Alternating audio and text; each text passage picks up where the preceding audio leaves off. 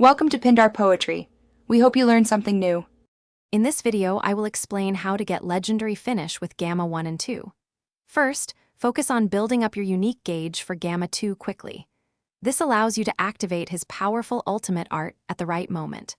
For Gamma 1, ensure your opponent is at low health, ideally below 25%, before attempting his ultimate.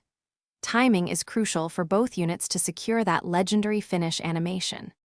To optimize your legendary finish attempts, practice chaining combos. Start with Gamma 1's strike arts to deplete enemy health, then switch to Gamma 2 for blast arts to keep the pressure on. Remember to use their main abilities strategically. Gamma 1 main ability can restore health, while Gamma 2 can draw an ultimate art, which is essential for the legendary finish. Building the right team around Gamma 1 and 2 is vital. Look for support characters that enhance their android or superhero tags, providing significant stat boosts.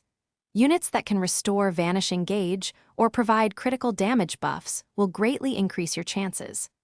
A well-rounded team ensures Gamma 1 and 2 can perform their ultimate moves without interruption, leading to that legendary finish. Always adapt your strategy based on your opponent's team and playstyle. Don't be afraid to experiment with different combo sequences and timing. Mastering the legendary finish with Gamma 1 and 2 takes practice, but with these tips, you'll be well on your way. Also, for some great deals and to check out those leak-proof meal prep containers, make sure to look at the link in the description below. Thanks for watching. Consider subscribing if we helped you.